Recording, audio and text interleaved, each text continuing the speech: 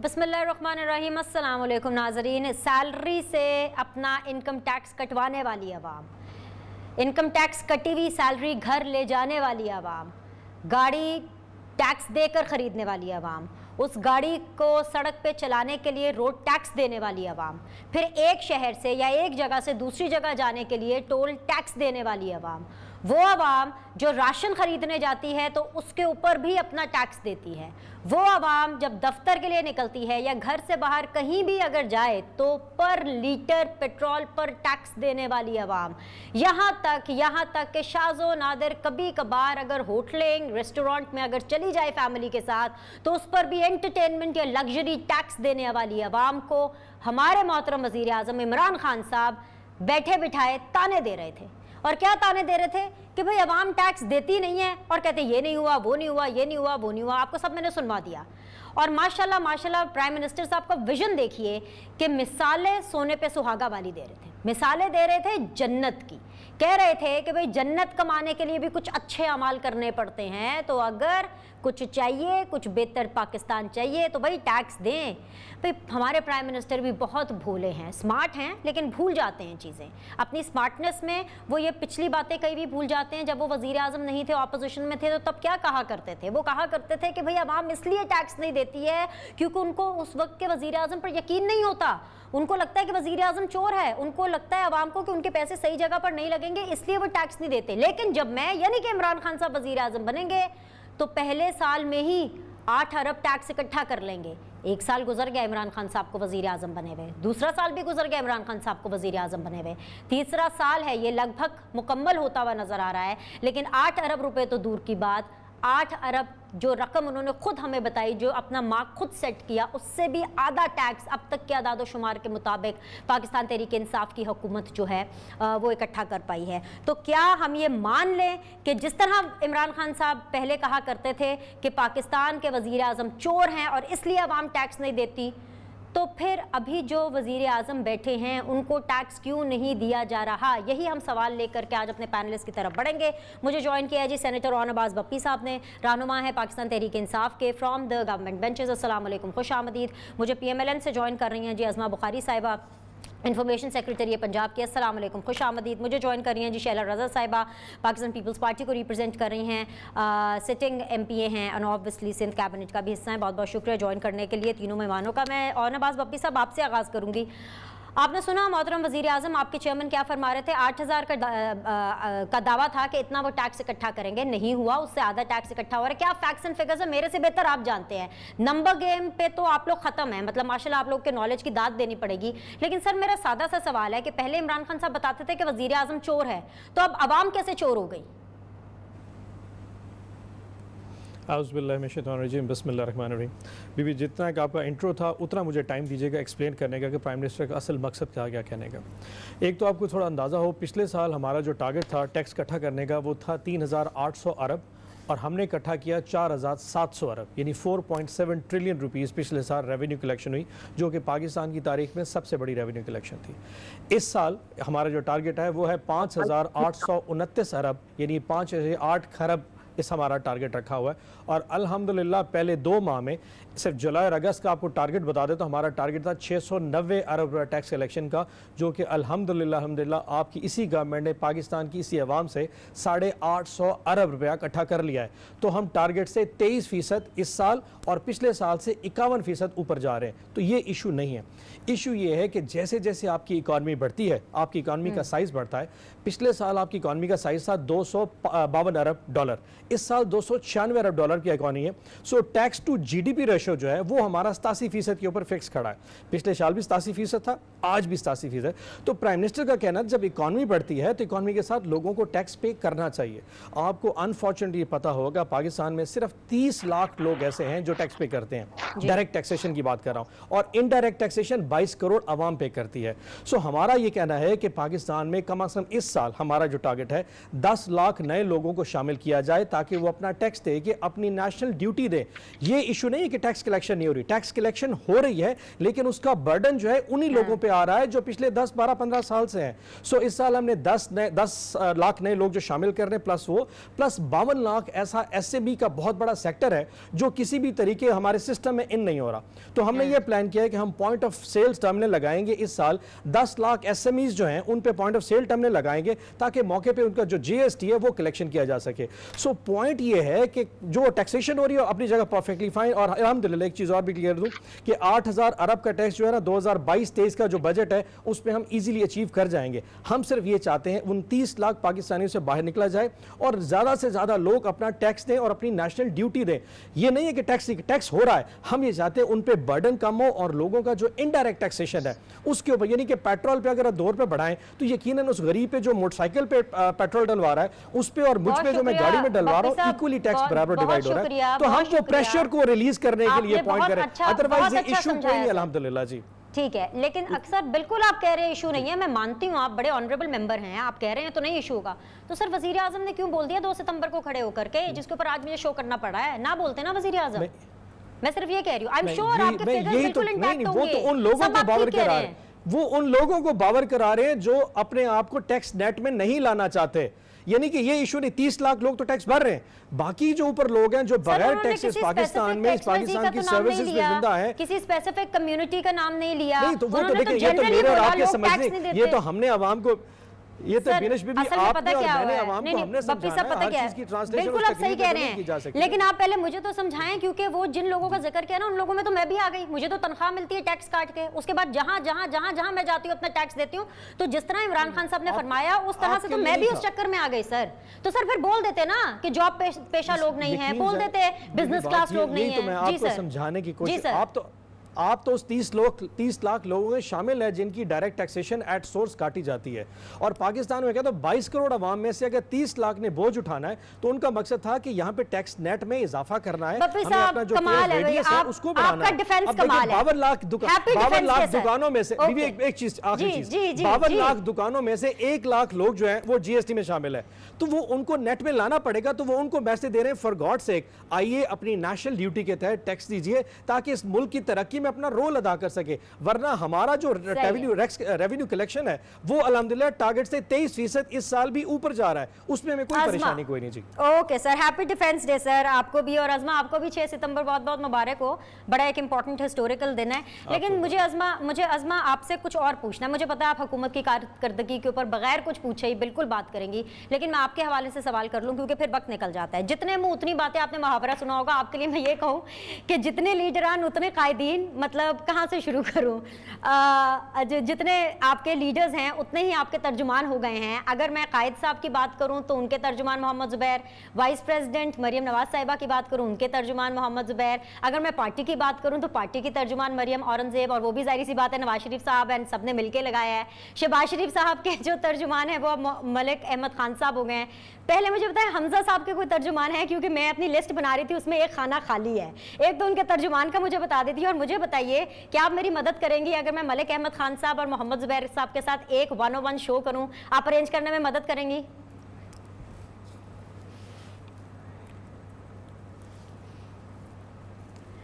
हाय अज़मा को क्या हो गया है? दे दे उनकी आवाज ना, क्या रहे? अच्छा, all right, actually Azma is on Skype and I am so sorry it's been freeze. Please Azma को जल्दी कनेक्ट कीजिए, फोन पे कीजिए। शैला आप मेरे साथ बनी हुई, आपसे सवाल रख सकती हूँ, आपको आवाज आ रही है? अस्सलाम वालेकुम शैला, आपको आवाज आ रही है? वालेकुम अस्सलाम। ओके शैला, आपसे सवाल रख रही हूँ, बहुत बहुत शुक्रिया ज्वाइन करने के लिए। बिलावल साहब ये कह रहे हैं हर जगह पे वैसे तो अपनी एक सोलो कैंपेनिंग पे निकले हुए हैं और जहाँ जहाँ वो जा रहे हैं, अभी मुल्तान में थे, फिर ऑब्वियसली उन्होंने ये पूरे पंजाब का उन्होंने दौरा करना है, तो वो जहाँ जहाँ भी जलसा कर रहे हैं वो कह रहे हैं अगली हुकूमत जो है वो जयालो की होगी। मतलब आपके, अगर मैं पंजाब असेंबली में बात करूँ तो 6 आपके मेंबरान हैं और 6 से 300 का फिगर। सर फिर मुझ जैसा बंदा तो ये कहने पर और पूछने पर मजबूर हो ही गए ना बिलावल साहब के स्टैचर को देखते हुए कि हाउ 6 मेंबर से 300 member, how is this possible कि आप अपना सीएम लाएंगे? हाउ इज दिस पॉसिबल कि आप अपना पीएम लाएंगे? ये कैसे होगा, मुझे समझाइए।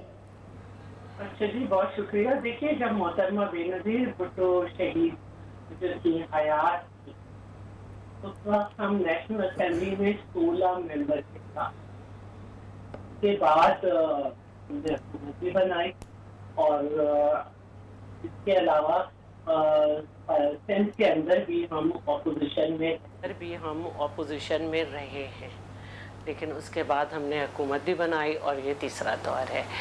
गिलगित बल्तिस्तान में हमने सबसे मतलब हुकूमत ने सीटें आज़ाद के साथ मिलकर हुकूमत बना ली, लेकिन हमसे कुछ ही वोट ज़्यादा हैं। कश्मीर में हमने एक अच्छा रिज़ल्ट दिया है, तो हम अपनी कैंपेन कर रहे हैं और जब कैंपेन करते हैं तो हौसला भी बढ़ाया जाता है, बात भी की जाती है। लेकिन मैं तो चाहती थी कि आप मुझसे भी बात कर लें टैक्सेस पे, मुझसे भी बात कर लें और जो है वो कह रहे हैं कि पेट्रोल, हाँ जी, तो ये है कि वो चेयरमैन अपनी कैंपेन कर रहे हैं और एक पैगाम लेके जा रहे हैं और बीबी शहीद के बाद 25 साल बाद पाकिस्तान पीपल्स पार्टी ने बहुत बड़ा डेरा गाजी खान में जलसा किया और लोग सुन रहे हैं बात, और यही तरीक़ा होता है एक सियासतदान का अपनी आवाम से इंटरेक्ट करने का। उसमें अब लोगों की मर्ज़ी है, उसको सुने, उनकी तरफ अट्रैक्ट हो ना हो, ये चलता रहता है। जी, अब आप टैक्सेशन पे बात कर लीजिए कि भाई मुझे बप्पी साहब ये बता रहे हैं कि वो उनका फिगर इंटैक्ट है टैक्स के लिए, नथिंग टू वरी। अच्छा, मैं ये कहना चाहूँगी दस्त बस्ता, वैसे हाथ भी ज़ख्मी है, कि देखिए जब ये लोग नहीं हुकूमत में आए थे तो इन्होंने कहा कि हमारे पास 200 माहिर माशियात हैं और मौजूदा हुकूमत को लोग, जैसे कि आपने अपने इंट्रो में कहा था, इसलिए नहीं टैक्स देते कि इन पे इत्माद नहीं करते, और हम जब आएंगे तो हम 80 खरब कर देंगे। और किसी ने इनसे नहीं कहा था कि अपना टारगेट दें। इन्होंने पहले ही साल 55 खरब और 55 अरब का अपना टारगेट दिया। मुस्लिम लीग नून ने जो आखिरी टैक्स कलेक्ट किया था वो 38 खरब और 44 अरब का था। अब इन्होंने अपना, मैंने आपसे कहा कि 55 खरब 55 अरब दिया और पहले ही साल में इन्होंने पाकिस्तान की तारीख का रिकॉर्ड तोड़ दिया। कभी ये नहीं हुआ कि रवा माली साल में गुज़िश्ता माली साल से कम टैक्स कलेक्ट हुआ हो, लेकिन इन्होंने 1 नहीं, 2 नहीं, 3 नहीं, 15 अरब रुपए कम टैक्स कलेक्ट किया मुस्लिम लीग नून से। फिर दूसरे साल भी अपना 55 खरब का टारगेट नहीं हासिल कर सके और अब इन्होंने 49 का दिया है टारगेट, जिसको लोग कहते हैं कि शायद ही पूरा कर सकें, जबकि अवाम पर इनडायरेक्ट टैक्सेस की भरमार है। और माहिर माशियात ये कहते हैं कि अगर कोई अच्छी हुकूमत हो तो 10% टैक्स तो वो इन्फ्लेशन से ही कलेक्ट कर लेती है। अब फूड इन्फ्लेशन इस दौर में इतनी है कि वो रिकॉर्ड है। वर्ल्ड बैंक भी वो फूड इनसिक्योरिटी परसेंटेज पाकिस्तान की 68 पॉइंट समथिंग वो शो कर रहा है। मैं दिखा दूंगी अभी, अगर आप कहेंगे। अब ये पेट्रोल की बात कर रहे हैं, पेट्रोल पे इन्होंने 1.5 रुपए कम किया और उस पे 2.5 रुपए का टैक्स लगा दिया। मतलब यार किसको बेवकूफ़ बना रहे हैं। इसी तरह डीजल पे भी इन्होंने 1.5 रुपए कम किया और 5.5 रुपए का टैक्स लगा दिया। घरेलू सिलेंडर पे 80 रुपए ज़्यादा हो गए। डॉलर की अगर आज आप कीमत देखें तो वो फिर बढ़ गई। अगर आपका रुपया डीवैल्यू हो रहा है और तिजारती खसारा तारीख में पहली दफ़ा 56 बिलियन डॉलर से ज़्यादा है तो मतलब आप क्या बता रहे हो हमें। मुल्क पे कर्जा बढ़ गया तारीख का। इस साल जो अभी कर्जा लिया गया है वो पिछले साल इस महीने में जो लिया गया था उससे 100% ज्यादा है और उसकी शरह सूद वो 7% है। तो भाई मुझे कैसे समझा रहे हो। मुझे कोई हिसाब का सवाल समझा दो, मुझे कुछ समझा दो कि मेरे अलावा जो सिर्फ काबिल तरीन लोग पीटीआई में, उनके अलावा हमें 2 करके समझा दो कि हमें समझ आ जाए कि मईशत बेहतर है। ठीक है, अज़मा आवाज आ रही है आपको? जी बिल्कुल आ रही है। अच्छा, ज़रा टैक्सेशन के ऊपर आपसे बात करनी है, ऑब्वियसली तर्जुमानों की जो एक फौज जफर मौज है उस पर भी हम बात करेंगे, लेकिन मुझे वक्फा लेने की इजाज़त दीजिए क्योंकि मैं चाहती हूँ कि मैं आपसे अनइंटरप्टेड समझूं, जैसे मैंने बप्पी साहब से समझा है, मैं अनइंटरप्टेड आपसे समझना चाहती हूँ। एक वक्फा लेते हैं, वक्फे के बाद वापस आएंगे, अज़मा के साथ कनेक्शन अल्लाह करे हमारा बहाल रहे, बात करते हैं। Will be back in a bit.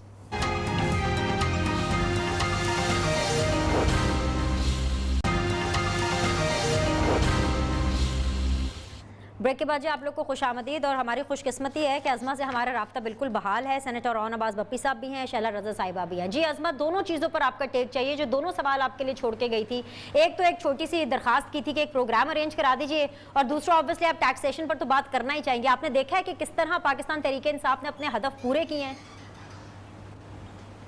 बहुत शुक्रिया बिनिश। पहले तो वो तर्जुमानों वाली बात से शुरू कर लेते हैं। कमाल है, हमारे 4 तर्जुमान आपको बहुत बुरे लगे, और यहाँ जो 52 लोगों की पंजाब में फौज है और को पता नहीं 15 जो है SAPM रखे गए हैं वजीर आजम साहब ने अपनी बहुत अच्छी कारकर्दगी दिखाने के लिए, उसके ऊपर जो है जिन्होंने 20 लोग रखने थे अपनी काबीना में, उसके ऊपर आपको इतराज नहीं है। देखिए, तर्जुमान हर एक पार्टी लीडर का तर्जुमान एक रवायत भी है और होना भी चाहिए फॉर क्लैरिटी। और दूसरी बात यह है कि ये जो आपने रिक्वेस्ट की है, देखिए वो दोनों ऑनरेबल मेंबर्स हैं, उनका एक अपना इख्तियार है वो। मैं लेकिन आपकी तरफ से रिक्वेस्ट जुबैर साहब को भी और अहमद को भी, दोनों को करूंगी कि आपके प्रोग्राम में जरूर जो है वो वक्त निकालें और आपके साथ बैठ सके। अब लेकिन आना एक ही दिन है अज़मा, एक ही दिन, सेम शो, एक तर्जुमान नवाज शरीफ ताहयात कायद, तर्जुमान मरियम नवाज, और दूसरी तरफ तर्जुमान शहबाज शरीफ। ये शर्त है कि वो एक ही शो होगा। देखो, ये जो है ना, ये गली मोहल्ले की लड़ाइयाँ कराने वाली बात मत करो। हमारे मियाँ नवाज शरीफ साहब की एक ही लाइन होती है और सबकी एक ही तर्जुमानी होती है। सो इसलिए ये मैंने जैसे कहा कि मैं रिक्वेस्ट कर दूंगी, बाकी उनके पास अज़मा, सवाल मेरा एक होना है, जवाब 2 हो जाने, ऑटोमेटिकली लड़ाई हो जानी है। अच्छा, हमजा साहब के हैं कोई तर्जुमान, वो बता दें, फिर आगे आप इनकी परफॉर्मेंस की तरफ बढ़िएगा। उनके ज्यादा बड़े इश्यूज हैं मेरा ख्याल है। अगर तर्जुमानी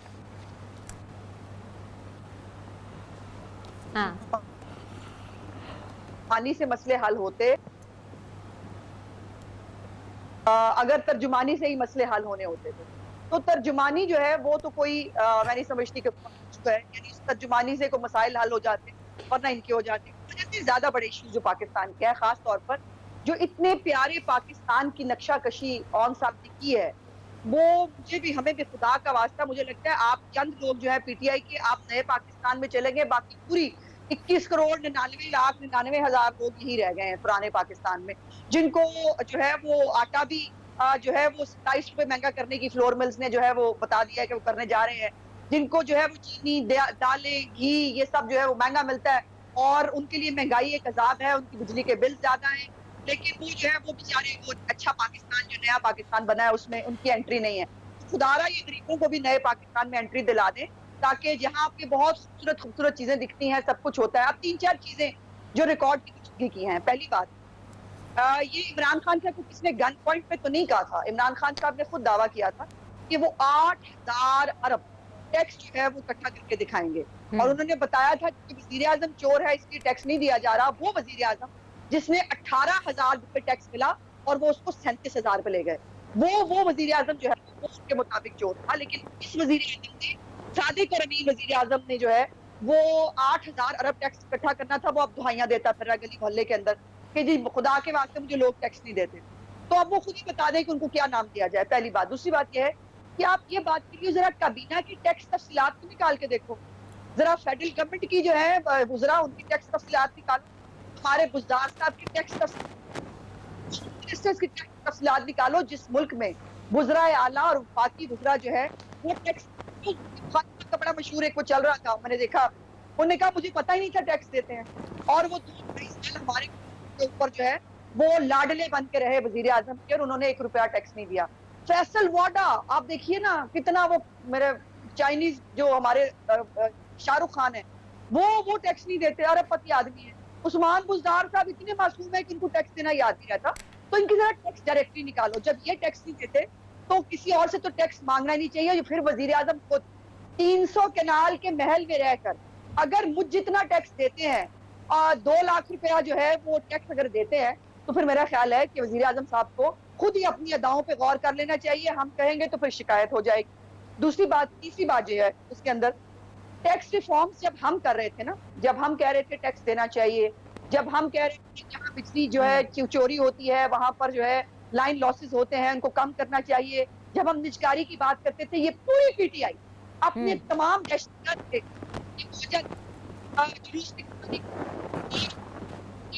जो है वो 2 लोग मारे गए थे उस एहतजाज के दौरान जिस पर उमर साहब लीड कर रहे थे। दूसरी बात ये था इनका नाफरमानी का हमें अच्छा दर्स इमरान खान साहब ने दिया था। बिजली का जब यूनिट 11 रुपए का था इमरान खान साहब बिल जलाया करते थे। बिजली का यूनिट 23 रुपए का है तो इमरान खान साहब कहते हैं मुझे लोग टैक्स नहीं देते। पॉइंट आ गया इस बात का जी। इनडायरेक्ट टैक्सेस की रेशो इस वक्त जो है आपको पता है कि वो क्या है होगा अगर ऑन खुद बता दे, वरना अगली बात में मैं बताऊंगी इस वक्त इनडायरेक्ट टैक्सेस कितने हैं हमारे ऊपर और डायरेक्ट टैक्सेस आप नेट बढ़ा ही नहीं सके। आपको लोग टैक्स नहीं देते और ये जो सुहानी कारकर्दगी है भाई, अभी तो IMF का प्रोग्राम फाइनल नहीं हुआ, अभी तो आपकी जो ये शेख चिली की बातें है ना, अभी आज़मा बहुत कुछ है, अगले पार्ट के लिए बहुत कुछ है। तीसरा साल 7वां IG उस्मान बुज़दार साहब को तो बप्पी साहब मैं बिल्कुल ब्लेम नहीं करते, बेचारे बहुत मासूम और सादा आदमी हैं। लेकिन सर इमरान खान साहब माजी में सवाल पूछते थे कि इदारे तबाह कर दिए, इदारे कैसे तबाह होते हैं ना, ये सबसे बड़ी उसकी एग्जाम्पल है। 3 साल पूरे नहीं हुए, 7वां IG आपने लगा दिया है पंजाब के अंदर। सर एक बड़ा सादा सा सवाल मैं आपके सामने रखूंगी, सबसे मजबूत इदारा किसी अंधे से भी पूछे ना पाकिस्तान में, वो हमारी पाक फौज है जिसके ऊपर हम मान और फख्र करते हैं कि भाई सबसे ज्यादा मुनज़्ज़म इदारा ये है। सर क्या आप उसमें इतने IG तब्दील कर पाएंगे? आप 3 साल में वहां पे 7 आर्मी चीफ तब्दील करके बताएं। अव्वल तो आप कर नहीं सकते, और अगर करेंगे तो फिर वही बात हो जाएगी सियासी मुदाखलत की। तो सर ऐसे इदारे तबाह होते हैं। मैं थोड़ा सा अगर फिगर दुरुस्त कर लूँ दोनों से और उसके बाद IG वाला जवाब दे देता हूँ। शैला बीबी ने कहा कि हमारा टारगेट इस साल का 49 बिलियन का है। Let's get it right, 49 trillion का भी नहीं है साल, हमारा टोटल टारगेट 5.8 ट्रिलियन यानी 5.8 खरब यानी 5,829 खरब का अरब का हमारा टारगेट है इस साल का, और बिल्कुल राइट ट्रैक पे जा रहा है। सो ये मैं दोनों अपनी ऑनरेबल कुलीग से बताना चाहूँगा कि अल्हम्दुलिल्लाह पहले 2 माह की जो फिगर्स हैं वो 850 अरब की हैं, उस हिसाब से ट्रिजेक्ट्री बिल्कुल फोकस कर रही है। और वो जो 8,000 अरब का प्राइम मिनिस्टर साहब ने फरमाया था, आप 2022-23 प्लीज मार्क कर लीजिए, 2022-23 की जो आखिरी साल की कलेक्शन है वो हमारा टारगेट 8,100 अरब का हमने प्लान करके रखा हुआ है। और वो इनडायरेक्ट टैक्सेशन से नहीं आएगा, इंशाल्लाह डायरेक्ट टैक्सेशन जो SMEs के ऊपर हमने जो point of sale terminals 10 lakh लगाने जा रहे हैं उसके थ्रू कलेक्शन हो जाएगी। रेस्ट एश्योर ये अपनी जगह पे। जहां तक अपने IG का कहा, देखिए बीबी ये एडमिनिस्ट्रेटिव इश्यूज होते हैं। आपको पता होगा पिछले 1 माह के अंदर लाहौर में बहुत सारे ऐसे मामलात हुए जो कि शायद नहीं होने चाहिए थे, जिसमें ग्रेटर इकबाल पार्क एक इशू था और मीनार पाकिस्तान के अलावा और भी 2-3 ऐसे मामलात आए थे जो कि अंडर डिस्कशन थे। सो अब जब गवर्नेंस हो रही होती है तो ये छोटे छोटे इश्यूज भी मैटर कर रहे हैं क्योंकि इनकी जो नेओसेंस वैल्यू है वो बहुत सिंबॉलिकली बहुत बड़ी होती है। सो एडमिनिस्ट्रेटिव डिसीजंस पे IG चेंज करना ये CM का और PM साहब का अपना प्रेरोगेटिव और डिस्क्रेशन है, और आज उन्होंने मशवरा कल के सुबह कैबिनेट से अप्रूवल लेनी है। सो इस पे डिस्कशन करना ये कोई नेशनल इशू नहीं है कि IG ये लग रहा है, DPO कौन लग रहा है, ये लोकल इशूज है, इसको आप हुकूमत पे छोड़ दीजिए। और जहां तक फौज की बात है, हम क्या कोई भी नहीं तब्दील कर सकता। मैं आप ही के साथ हूं, इतने तेज ना जाएं, मैं अगले मेंबर पर नहीं जाऊंगी जब तक आपका पूरा जवाब नहीं आ जाएगा, फिक्र ना करें। आप भी ये जो एक आपने रावलपिंडी एक्सप्रेस पे पाँव रखा हुआ, जरा थोड़ा सा हौले आए। सर प्रेरोगेटिव क्या है? अक्कर बक्कर बम्बे वो करके करना होता है। सर IG जिस लेवल पे आप लोग सिलेक्ट करते हैं वो SHO से थोड़ी सिलेक्ट होता है, डायरेक्ट IG लेवल से ही करते हैं। और अगर जैसा आपकी बातों से मुझे लगा कि पंजाब में लाहौर में कुछ ऐसे वाकयात हुए जो कि ठीक नहीं थे, तो कहीं ना कहीं परफॉर्मेंस का एरर है। अगर परफॉर्मेंस का एरर है, जो फॉर्मर IG हैं उन्होंने सही परफॉर्म नहीं किया जिसकी वजह से आपने उनको तब्दील किया, तो सर आपने उनको सजा क्यों नहीं दी? वो कहाँ गए? Is he still on job? Is he still in the Punjab police, sir? Let's not, मैं आपने चीज़ नहीं थोड़ा सा इसको चीज़ कर ले। मैंने आपको कहा कि कुछ ऐसे वाकयात हुए जिसकी वजह से वहाँ पे एडमिनिस्ट्रेटिव इश्यूज को एक तरीके से एंगल से देखा गया। परफॉर्मेंस की कमी बेशी की वजह से कभी सजाएं नहीं होती, ये सज़ा कम नहीं होती कि आपकी पोस्टिंग इधर से उधर कर दिया। ये एक किसी भी सरकारी ऑफिसर के लिए बहुत कुछ होता है, लेकिन इससे बढ़कर कुछ ऐसे मामलात भी होते हैं जो यकीनन मेरी और आपकी इन्फॉर्मेशन से ऊपर होते हैं, तो उस पर डिस्कस करना मेरे ख्याल में मेरी वो पे रोल से ऊपर की बात होगी। बट मेरी अंडरस्टैंडिंग जहां तक वो यही है कि लाहौर के इशूज़ की वजह से एडमिनिस्ट्रेटिव ग्राउंड्स के ऊपर कुछ तब्दीलियां की गई जो कि उनके डिस्कशन में, इसमें इतना बड़ा इशू नहीं है जिसको नेशनल चैनल पे एक नेशनल डिबेट का हिस्सा बनाया जाए। अच्छा जी सर, आइंदा मैं आपसे रन डाउन पूछ के मुरत्तब कर दूंगी, लेकिन मुझे तो ये बहुत बड़ा इशू लगा। बहुत शुक्रिया। अभी इस सेगमेंट के लिए एक छोटा सा वक्फा लेते हैं, वक्फे के बाद वापस आएंगे, शैला रजा और अज़मा बुखारी साहिबा से इसके ऊपर पॉइंट ऑफ व्यू हासिल करेंगे। Will be back.